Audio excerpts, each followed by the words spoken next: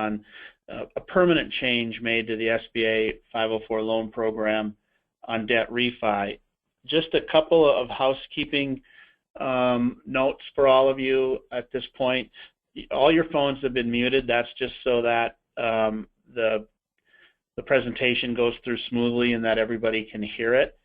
If you do have questions that come up through the presentation or things that you'd like to know or have us answer as we get toward the end, then you can submit those through your chat box right online. There's a place for you to type them in, and Roxy Flieger, who is in Bismarck, will go through those and ask them as we get to the end. Or there's also a spot within the webinar that you can raise your hand if you have a question, and we can take it at that time, and we'll unmute phones when we get to that point. So I just want to again thank everybody for joining, and we'll go through the information probably relatively quickly, but you all have a copy of the PowerPoint. You should be able to also see it on the screen, and then certainly you're going to have us as support there for any questions you have. I'm going to talk briefly about how we got to the 504 refi, the permanent refi, a little bit of history about 504 itself or benefits.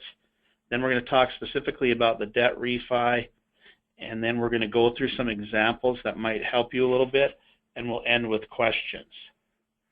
So moving along, for those of you who may not be new to the 504 program, there was a temporary refi that was done in 2010 as part of the big stimulus bill at that time that the president had passed. But that was temporary, and it expired. The new change passed in December of 2015 was where Congress authorized and made debt refi permanent. So it's a permanent change to the SBA program. SBA has been working on what they call the final rule or the interim final rule, and that was published in May of 2016. So we can actually begin accepting applications 30 days after that rule was published.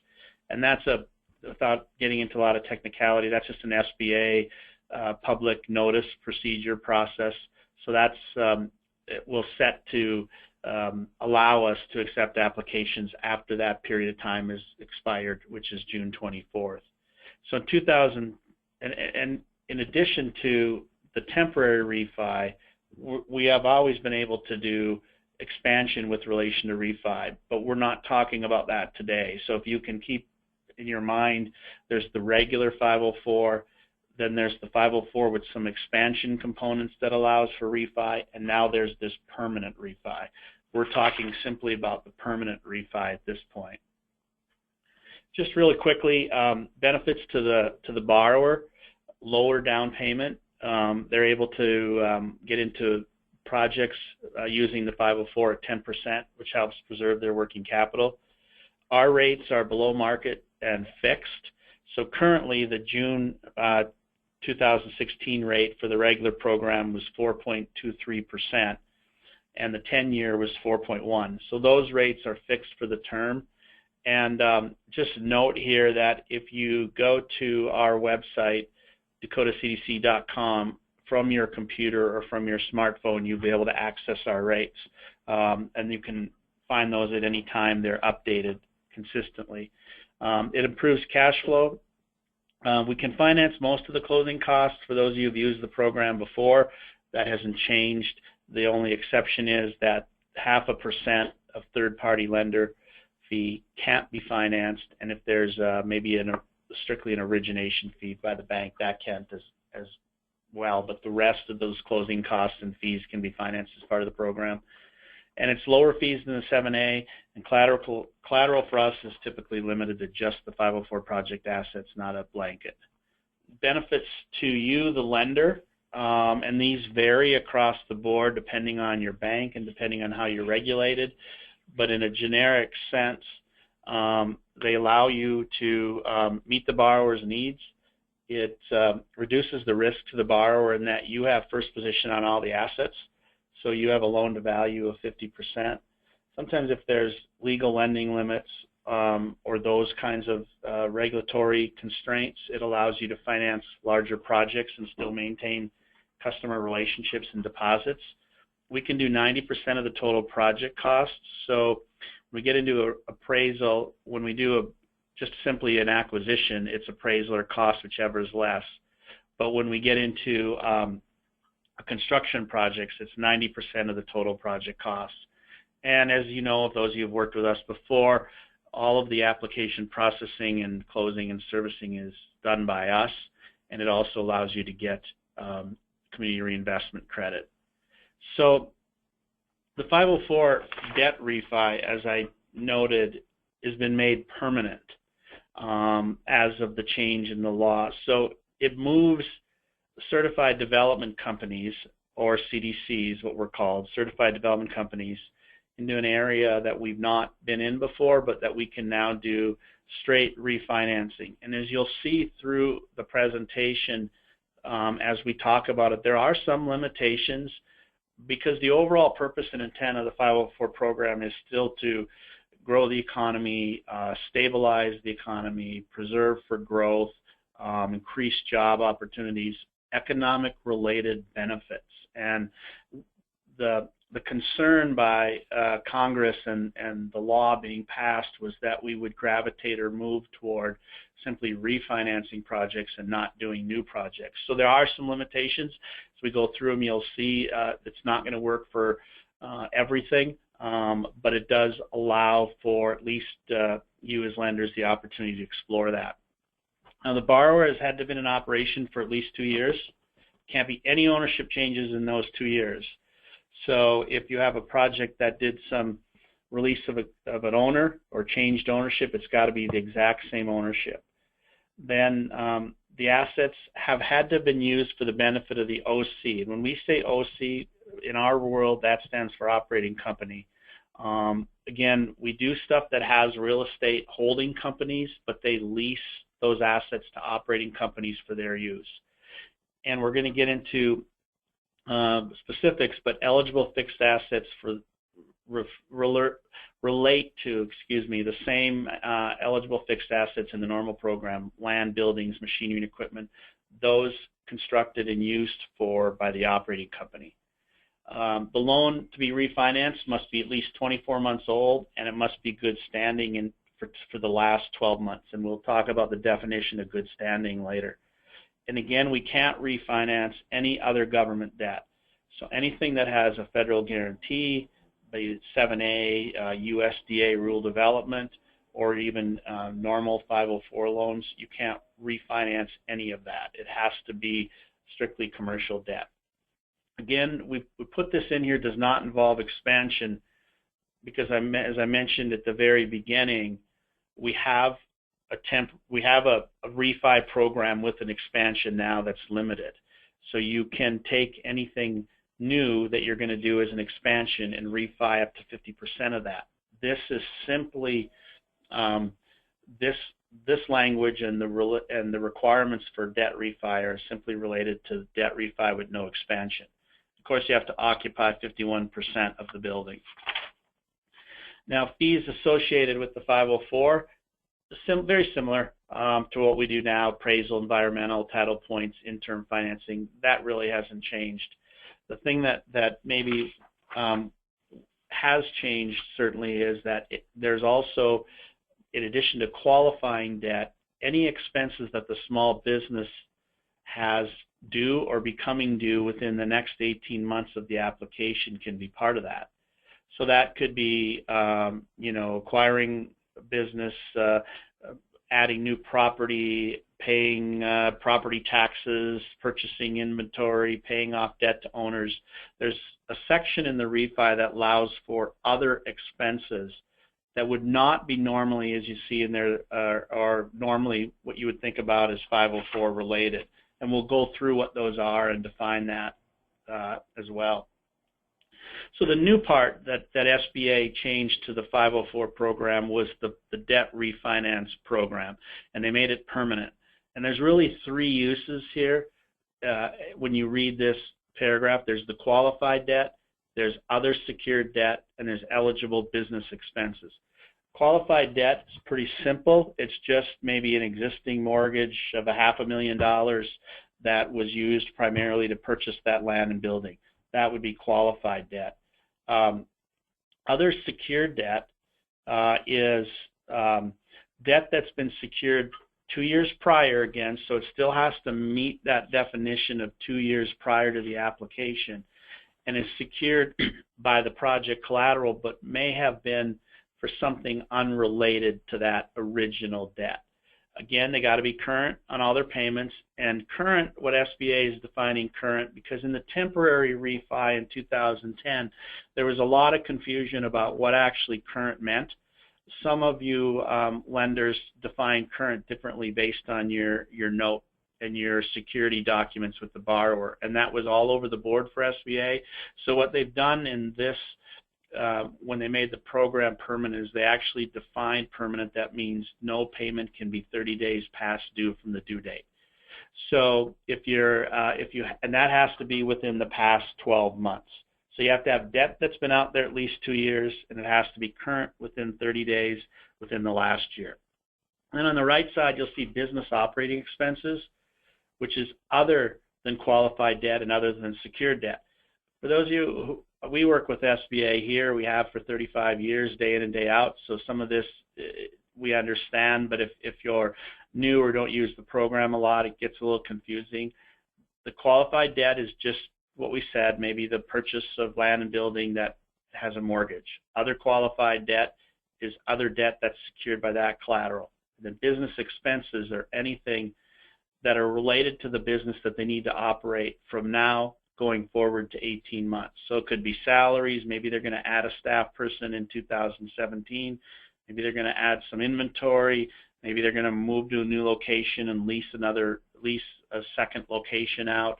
The lease payments, that type of stuff could be all business operating expenses that are part of that as well.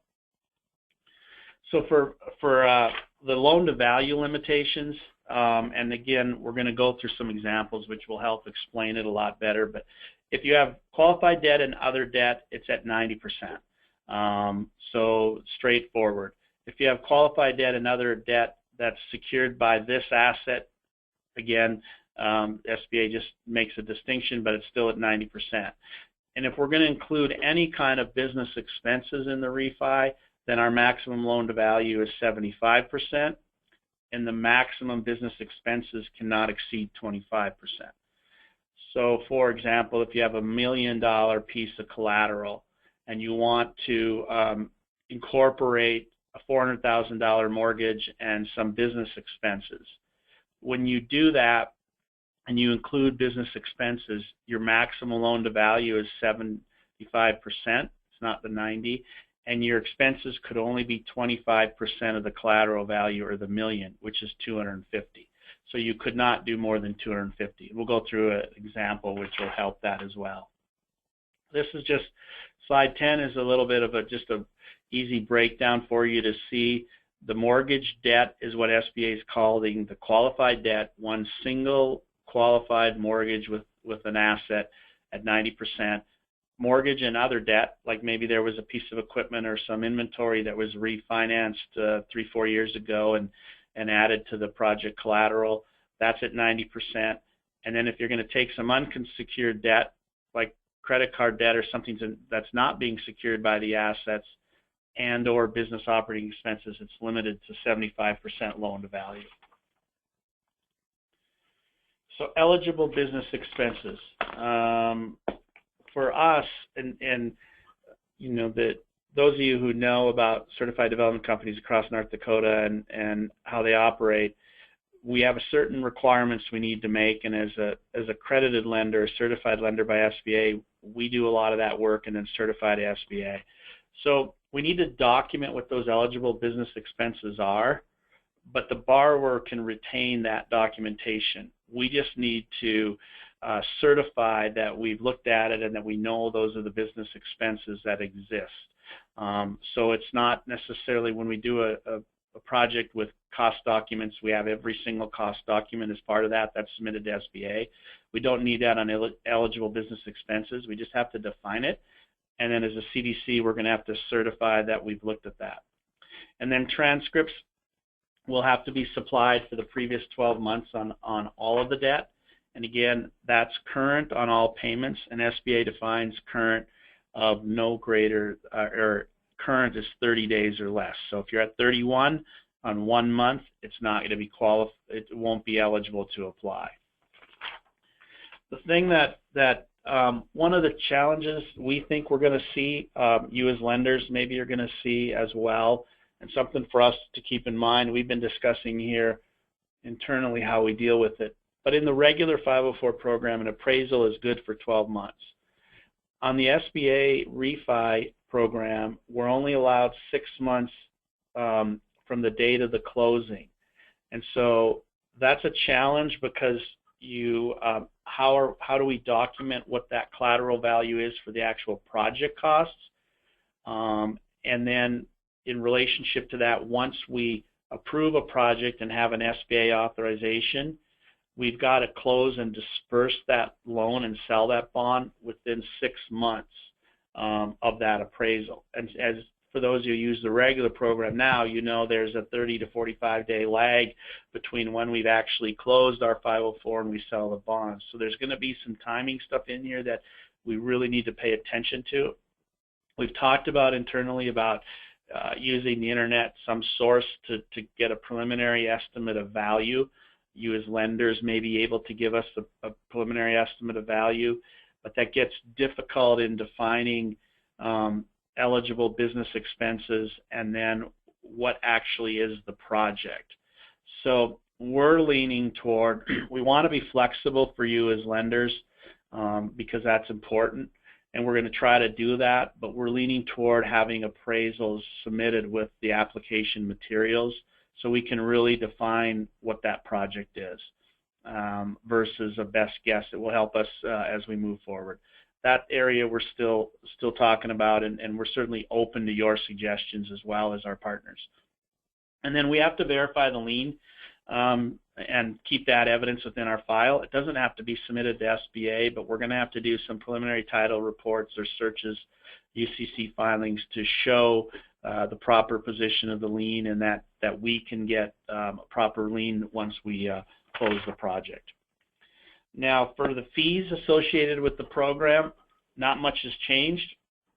I would simply point you to the top part which says the guarantee fee is 0.958. Without getting too far into the calculation of the rate, it's about, as you see there, 4.4 basis points higher than our regular rate. So right now, our published rate for June on the 504 side for a 20-year is 4.232. The refi loan would have a rate, if it was sold in June, of 4.276. So 4.4 basis points only. And that subsidy rate, or the guarantee fee in the first program, is simply tied to the success of the program and is set every year by Office of Management and Budget, which is the President's arm to set subsidy on all federal programs. So the subsidy is reset every October 1. And so right now, the subsidy that, and the 504 regular program has a subsidy rate, and the 504 refi has a subsidy rate, and that's the 4.4 basis points. It's going to get a little confusing for you because if you're talking to a borrower today, you're going to say the regular 504 rate is 4.23, but the refi is 4.27. Don't get too hung up on it. It's relatively close, and certainly when you can sort through whether it's refi or just the regular program, will help you with that as well. And the other fees all remain the same. So that's not changing with relationship to the program. And of course, at the bottom you have that third-party lender fee, which is 0.5% of the permanent financing. That's the same as in the current program to date. So there's nothing in addition to it other than that 4.4 basis points. Same institution debt, and can you refinance same institution debt? Yes, you're allowed to do that. The lender must modify that. You may modify your existing loan documents. That's not notify, it's modify. Sorry, it's a typo on our part. But you can modify your existing loan documents instead of requiring you to execute and record new ones. All modified documents, again, must meet SBA's requirement of a third-party loan. which we generally don't have any issues with relationship to our lenders and our partners. If the loan is being refinanced by same institution debt, of course, there's not an interim lender. As you know, with the regular program, you're going to interim the construction. Well, that doesn't happen when we're refinancing because the debt already exists. Instead, we're going to use an escrow account, and you're going to execute an escrow agreement at the time of closing, and that's where the borrower's cash, if is being required, if there needs more than the real estate value has, will go into that escrow account, and that's where the debenture proceeds will go into as well. We'll talk about that in the following. For the escrow account, you're going to establish an escrow agreement, which is going to be executed, and this is similar. We don't do a lot of, we'll at times under the regular 504 program do an escrow closing maybe for landscaping if it's in the middle of the winter. And so some of you have probably executed an escrow agreement with us before. It's signed by the borrower, you as the lender, and the escrow agent and us. And then it's held by the CDC attorney, the title company, or somebody that's approved by SBA. That's pretty much the same. On the refi, all of the proceeds are going to go into the escrow account. And if there's borrower's cash required, and you'll see that in the examples, then that has to be deposited into that account at the time of closing, which is similar to the regular program. If you have a borrower who is injecting cash as part of a 504, that money's coming in first as well. And then a copy of that escrow agreement is going to go to legal counsel as part of that documentation and evidence of the borrower's contribution. Then once we sell the bond, right now for most of you, the net debenture proceeds are simply wired to the bank to an account that you have. The money is going to be wired to an escrow account, and then release is provided by the CDC at that time. And then, of course, the debt being refinanced will satisfy from the escrow funds, and then the amortization schedules will begin.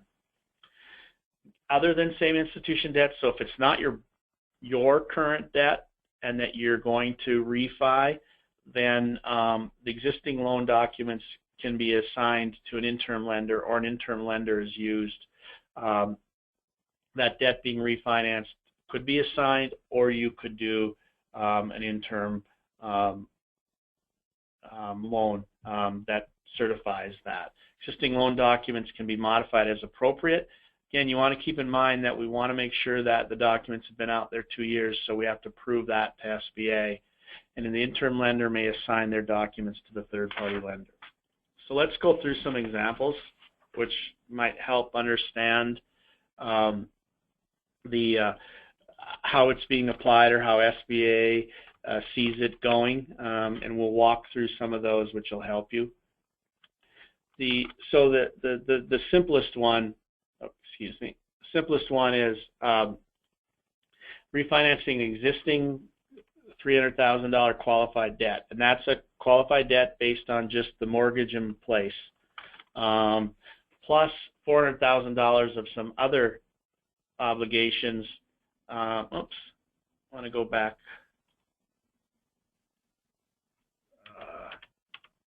Sorry. So refinance $100,000 of an existing mortgage plus a second mortgage that was put in place for some purpose down the road. The property is valued at $1 million.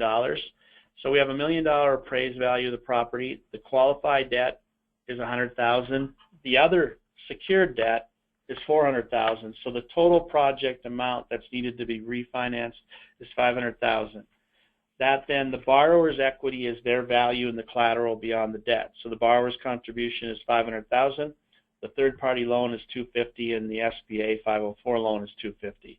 Again, keep in mind the 504 or the third-party loan must always be as much or greater than the 504 loan, and that's the same from the regular program that has been since the program existed. So this is the best benefit to the borrower to leverage the long-range financing going forward, and it's split. In this case, the borrower doesn't have to come to the table with any cash that's required.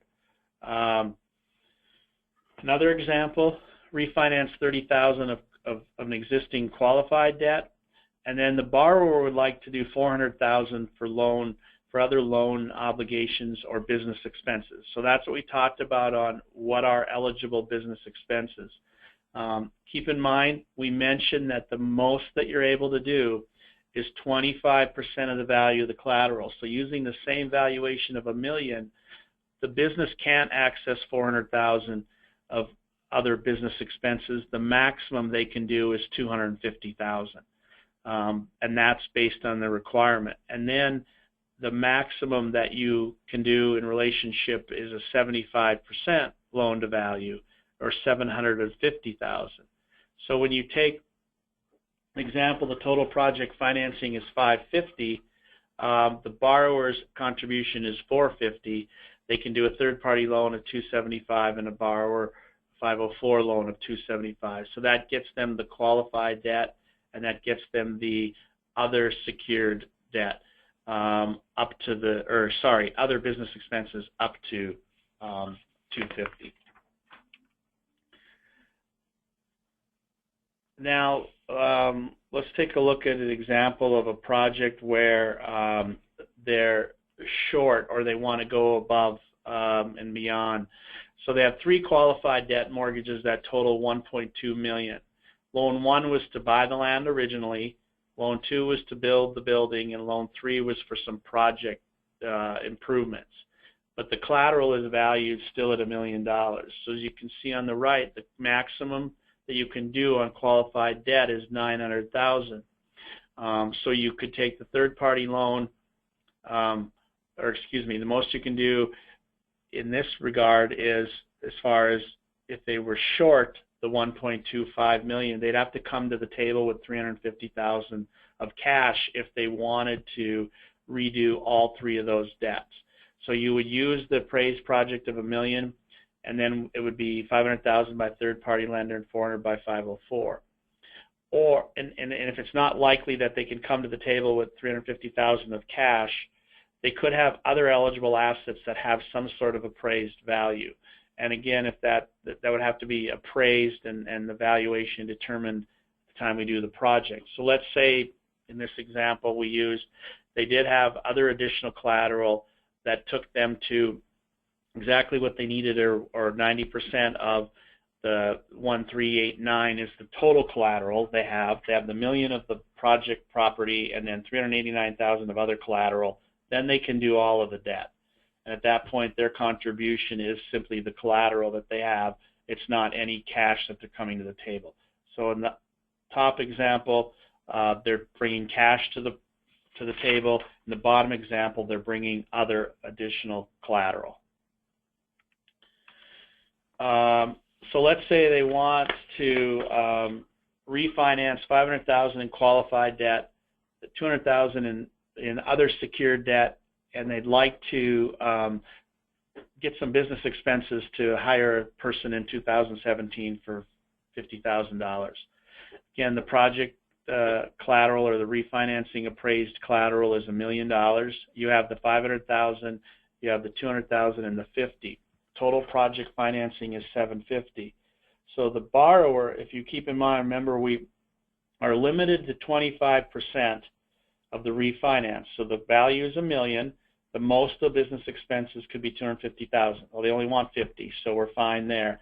But then the maximum loan to value, when you add business expenses into the equation, is 75%. So when you do that test in this example, they still meet that as well because they're at a 75% loan to value. And then their equity contribution is the real estate, and the third-party loan and the 504 loan are split. Last example, let's say they have $100,000 of qualified debt plus $650,000 to cover obligations and other business expenses, some of which they incurred in the following 6 months.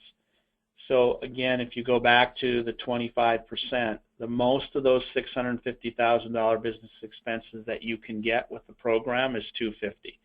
So that $250,000 with the $100,000 of qualified debt, the total amount that can be financed is $350,000, and in that $350,000, then it's split between the third-party lender and the SBA loan. So if you just keep in mind that the qualified debt, which is like the original project, and other secured debt can be up to 90%, Anytime you want to wrap business expenses into that for whatever reason, you're allowed to, but they're limited to 25% and they're limited to a 75% loan to value. A couple of things to wrap up before maybe as well. There's the key factors that we see to success, and it's communication early and often. Dakota Certified Development Corporation has been around 35 years. We have a staff of 10 and a diverse board of 9 that cover the entire state. So this is something that we do day in and day out. We have strong lending partners, most of you who are on the phone, that we've worked with before, so you know that. The earlier that you can involve us in the discussions, certainly the better, specifically on the refi, because there are some little intricacies or rules that we need to follow, and if we can help to reduce or qualify a project early on or help you structure it going forward, that's going to be beneficial for all of us. Certainly for the borrower, who we're all here to serve, but you as a lender and us providing the best service that we can, and then good communication back and forth throughout that process. Just a couple of closing comments before I show you some contacts about Dakota CDC. Most of you are aware of this, but we like to bring it up. We're the oldest and the largest certified development company. We've been around 35 years. As I said, we have a staff of 10 that cover the entire state and a little bit of western Minnesota.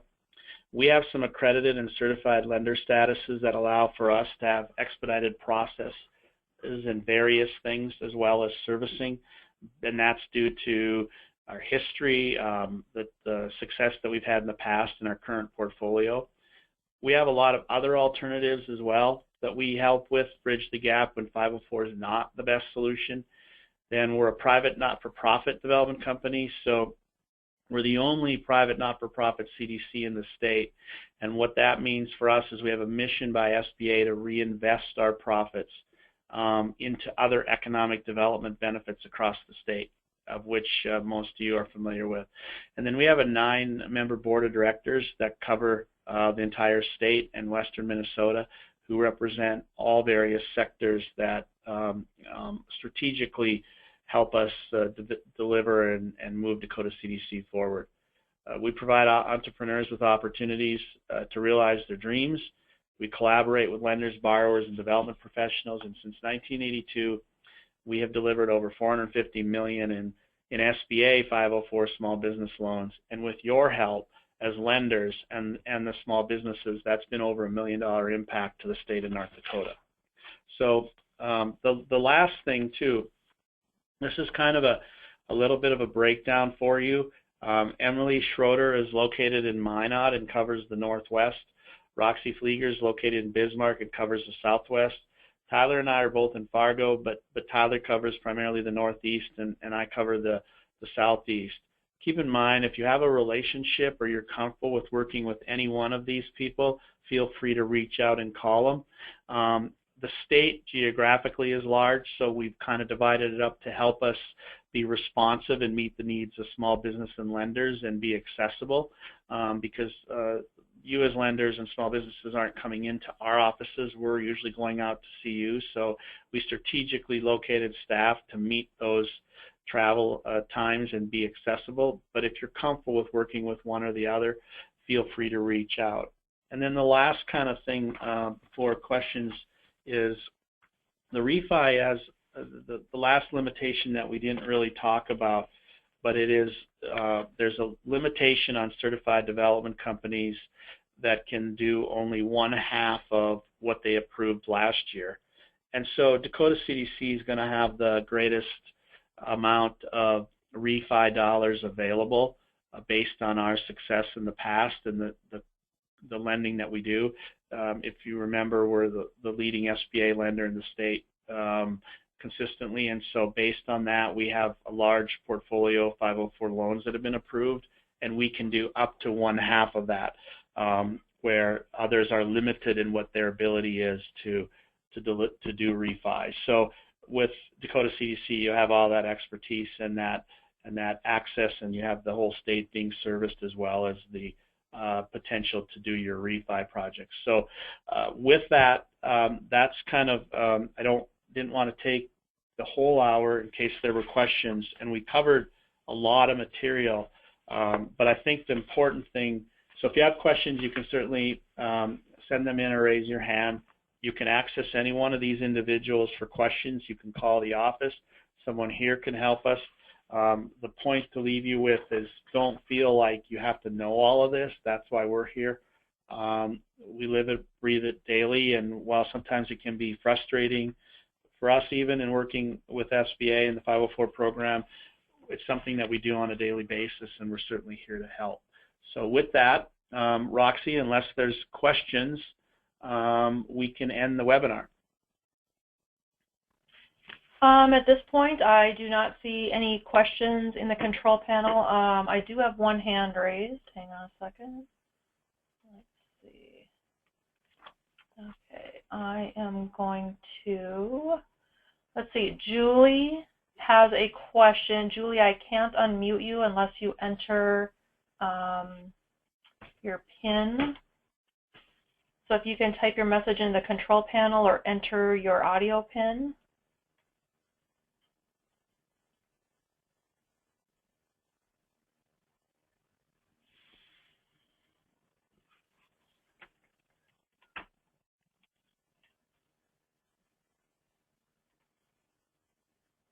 And I just sent you your PIN, Julie, so if you could enter that on your phone.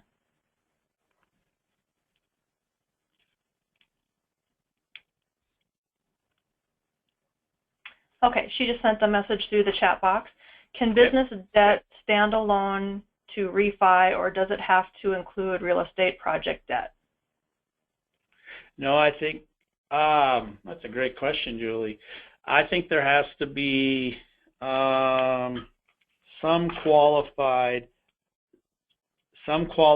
debt in relationship with the project. In other words, you can't just do straight working capital or business expenses into the future. There has to be some corresponding qualified debt with it.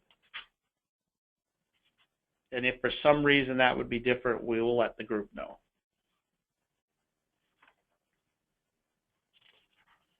Okay. Any other questions? Last chance. Either raise your hand in the control panel or shoot us a message through the chat box.